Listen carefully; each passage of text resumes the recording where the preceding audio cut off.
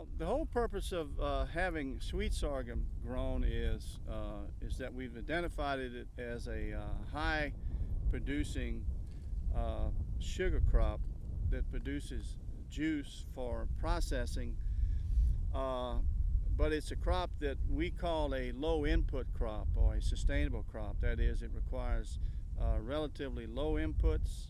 It can be grown on what we call marginal soils, and it can be grown in relatively droughty conditions. So it's a crop that doesn't have a real big footprint, and we've identified it as one of the sugar crops to produce biofuels. One of the first things we have to do is to be able to demonstrate that we can plant it at a certain time to sustain the productivity for the viability of the biorefinery. So this test behind me is a simple approach of planting sorghum at different times using different maturities. And that combination of planting dates and differing maturities allows the sorghum to be available for harvest over a sustained period for about 3 months. We're talking about starting to harvest sweet sorghum maybe optimistically the middle of July, and continuing that harvest until the energy cane or the next crop to be harvested for biofuels would be available. So let's say July, August, September, early October, you harvest sweet sorghum for biofuel production, and then the next crop would be available, which in our case we think should be energy cane. You'd harvest energy cane until the spring, and hopefully we'll identify another crop, perhaps miscanthus, that then could be harvested, so that you can keep that biorefinery in business maybe most of the year. And so that's what we're hoping to do with the research that's behind me.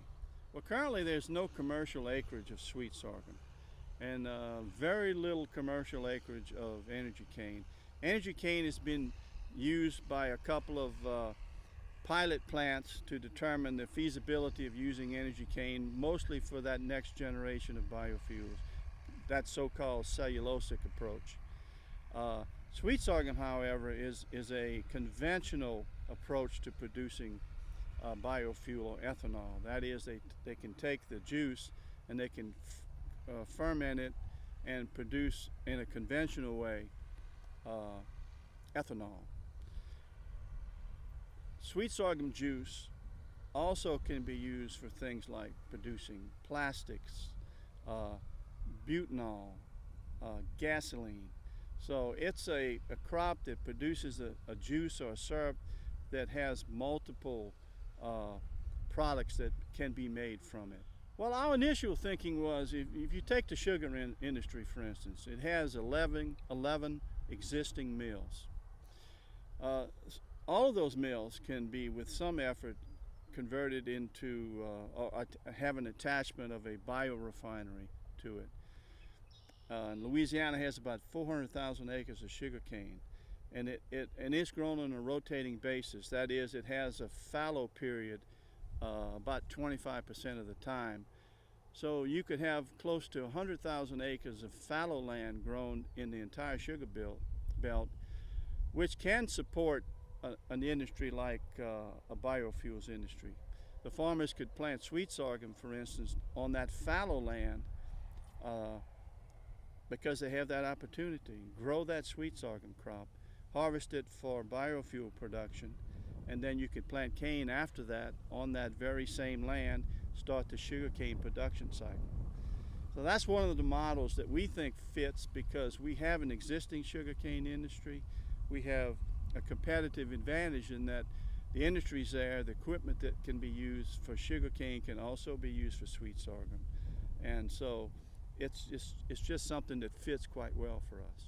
Well, we're trying to push the envelope, if you will, by planting very early in the spring. This first planting behind me, we planted the 3rd week of March, which is probably too early, but we're trying to stretch it to see what our extreme parameters are in terms of planting dates.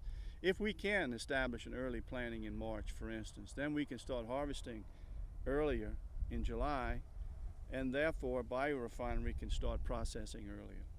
Instead of being in business for maybe 2.5 months, they might be in business producing biofuel for 3.5 months until that energy cane is ready to harvest, sometimes in the fall. We're also looking at different maturities. We have what we call 90-day hybrids. That is, they in 90 days from planting, they produce a crop for processing. We also have 120-day hybrids, 150-day hybrids. So that mix of maturities and planting dates, we demonstrated last year that we can produce sorghum feedstock pretty sustainably over a 3-month period.